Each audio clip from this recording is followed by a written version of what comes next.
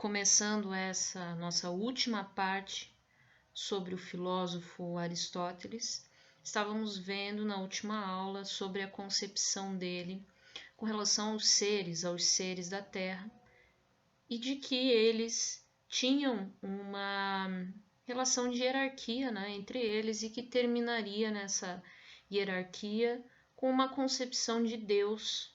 Não fica tão explícito assim, mas é essa concepção de que existe um ser maior, que não se define por aquelas causas que nós vimos, a questão do movimento, a questão da matéria, e que seria um ato puro em si, sem potencialidade, o que não geraria um ato infinito, né? Então, ao contrário, um ato finito, visto que Aristóteles não acreditava nessa concepção de infinito, ok?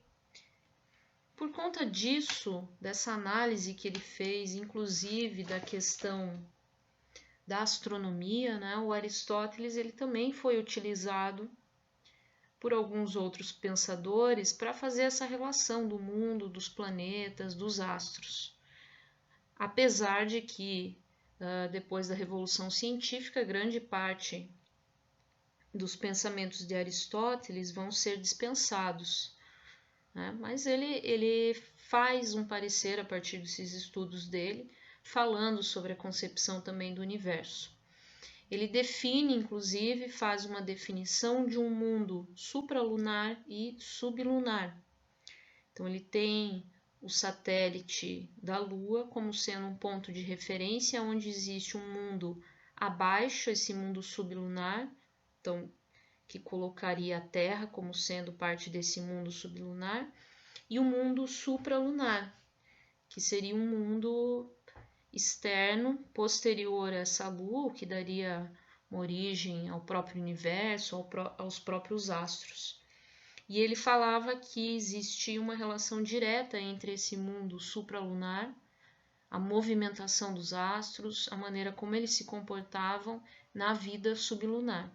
Existe uma relação também desses estudos do Aristóteles com a questão da astrologia, né? Então, como que os astros modificam, alteram ou definem características da vida, inclusive da vida do ser humano na Terra.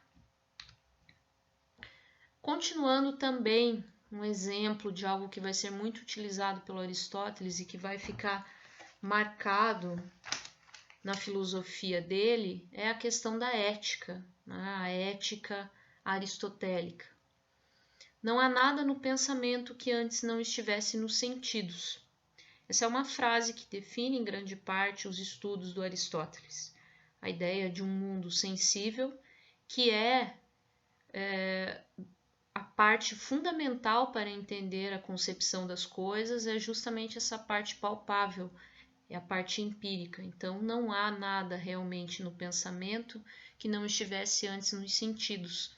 Você precisa analisar as coisas a partir da sua forma matéria, nesse mundo sensível, antes de você conseguir fazer o caminho de uma racionalização. Por conta desse pensamento central, o fim do comportamento humano é a plenitude da razão. Então, o seu maior exemplo, né, do que virá a ser o raciocínio completo, né, um raciocínio perfeito, vai ser dado através do comportamento final do ser humano. De que maneira que os seres humanos agem, né, e com qual propósito eles agem. Para o Aristóteles, a principal meta dos seres humanos nas suas ações é alcançar o que ele chama de eudaimonia, ou traduzindo como felicidade. Então, essa meta dos seres humanos viverem e agirem está relacionado com a busca de uma felicidade, né? Só que essa felicidade para o Aristóteles não é simplesmente uma felicidade, né, singular. Primeiramente, ela tem que ser uma felicidade alcançada pelo ápice da razão. Então, é como se você tivesse treinado, estudado a vida inteira para aprimorar essa tua razão, e o ápice dela o auge dessa razão seria através da percepção da felicidade, alcançando a felicidade. Só que essa felicidade, ela não pode ser obtida pelo simples fato de uma noção particular e própria de cada indivíduo. Para o Aristóteles, é aí que entra a questão da ética. Para se alcançar uma felicidade, uma finitude diante disso, os homens precisariam, além de ter um pensamento e uma plenitude da razão, ter um pensamento que falasse com todos.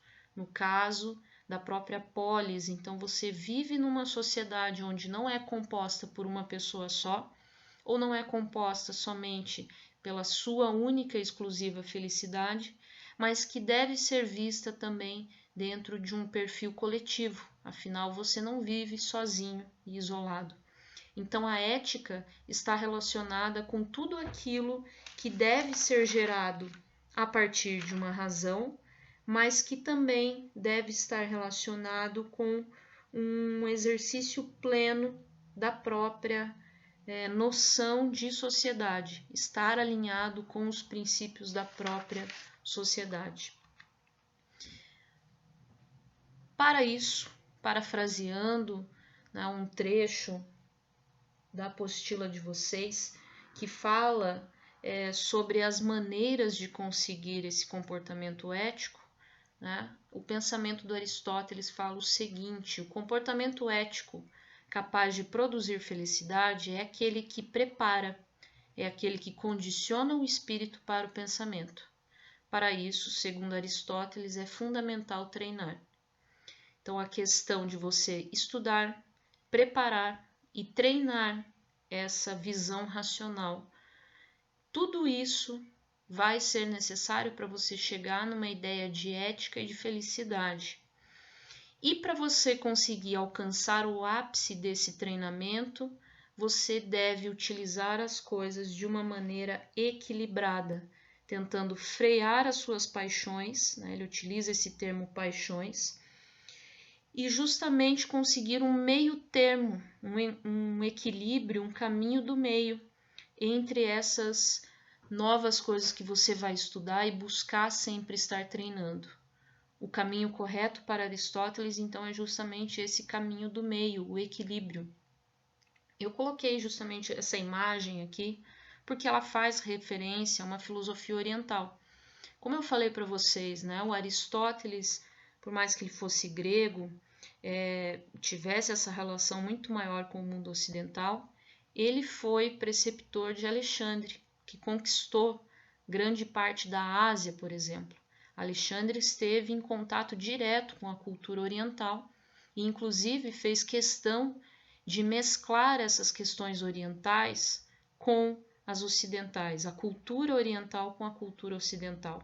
Tanto que dá-se origem a uma nova forma de pensamento através do pensamento da corrente filosófica helenística, da qual é essa mescla entre ocidental e oriental. Talvez, nesse momento, a gente também possa dar ao Alexandre essa influência dentro da filosofia aristotélica.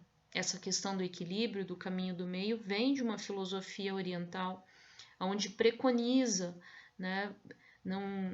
não existe um caminho correto, mas existe você ter uma visão lúcida e conseguir equilibrar essas coisas. Talvez a gente tenha uma influência entre Aristóteles e Alexandre com essa propagação da cultura oriental também dentro da filosofia do Aristóteles. A gente fala muito sobre ética nos dias de hoje com relação a algumas práticas, e dentre elas nós temos a prática da política. Para Aristóteles, a relação entre ética e política estavam extremamente interligadas, era uma relação extremamente necessária entre um e outro. Também vou parafrasear uma parte da apostila de vocês que fala um pouco justamente sobre essa relação. Isso está na página 40 de vocês. Um Estado equilibrado é o que garante uma proporção adequada de bens para os cidadãos. Podemos destacar como bens a propriedade, a liberdade e o mérito. Ora, o melhor Estado é aquele que, na média, garante esses bens aos seus cidadãos. Um tirano é o que acha que seu mérito vale mais que os outros. Uma oligarquia considera suas propriedades mais importantes. Mais uma vez, dizia o filósofo, a virtude está no meio. Então ele faz uma relação bem diferente do que talvez fosse a visão do Platão, né, com relação à democracia, que também não é a melhor forma de governo naquela época ainda, porque excluía grande parte da população. Mas ele já faz uma relação diferente, visto que o Platão, que era um aristocrata, né, preconizava a ideia de você ter uma classe social predominante, uma classe social que se destacasse.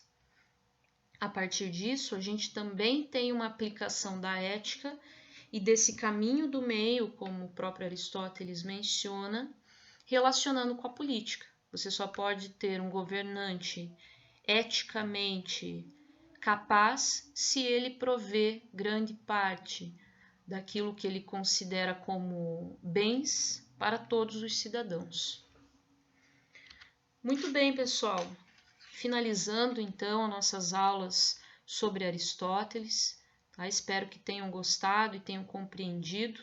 Aristóteles, então, um dos pensadores mais importantes da Grécia Antiga, um dos maiores pensadores ocidentais e vai influenciar várias filosofias que ainda vamos ver mais para frente. Então, vamos ainda recorrer a algumas ideias desse filósofo quando falarmos de outros pensadores, tá?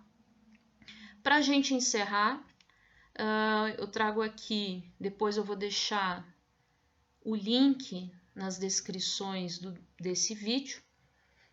Tem um trecho, né, um artigo, uma parte de um pensamento que faz parte desse livro aqui, do Mário Sérgio Cortella, que é um filósofo. Por que fazemos o que fazemos? Tá? A gente tem um trecho transformado em texto, está presente no jornal Nexo, e ele fala um pouco, discorre sobre essa questão do que é a função do ser humano dentro da sua própria vida, né? O porquê estamos aqui, estamos em busca do quê? Na Idade Moderna, ele faz uma relação direta com o trabalho, mas eu acredito que ele também discute algumas questões que debatemos aqui nessa aula do Aristóteles, que é essa questão do próprio movimento, da questão da transformação. Então é um texto curto, bem interessante, de um filósofo muito importante, né? Atualmente, bastante atual, bastante contemporâneo, e ele vai fazer essa relação dessa transformação e dessa busca de sentido, né, que na verdade é algo tão debatido pela filosofia, ok? Também outra questão, e que também vou deixar o link para vocês, saiu recentemente a relação de livros das obras literárias da UFPR para esse ano, para esse vestibular, e juntamente com as obras literárias, saiu também as obras que serão cobradas, as indicações bibliográficas para a prova de filosofia da primeira fase e da segunda fase da federal, tá? Também saiu as de sociologia, mais para frente, quando a gente entrar no tema, né, começar a falar de sociologia, eu vou falar um pouquinho melhor para vocês. Mas a princípio, então, a gente tem algumas obras, temos aqui 5 obras principais que serão cobradas na primeira fase, que eu acho que é algo que interessa a todos que vão fazer a federal. E na segunda fase, ele cobra de uma maneira mais específica algumas que já estavam na primeira fase. Então, para quem for tentar algum outro curso que tenha como segunda fase a prova de filosofia, aí a gente vai tratar um pouco sobre essa leitura. Mas, a princípio, para todos, então, a gente tem essas obras, inclusive o Heráclito, que a gente falou hoje, um trecho de Platão que nós já tratamos em sala de aula, que é o excerto do diálogo com Hípias Maior, que é aquela concepção de beleza, né? Nós lemos uma parte, inclusive, desse texto. Então, assim, nada de muito novo, né? São os filósofos, são um dos principais filósofos, né, numa linearidade histórica, e posteriormente, assim que eu conseguir os textos na íntegra para vocês, a gente discute uma maneira de conseguir trabalhar com esses textos, falar sobre eles, discutir sobre eles. Ok, pessoal? Espero que tenham gostado da aula e até a próxima.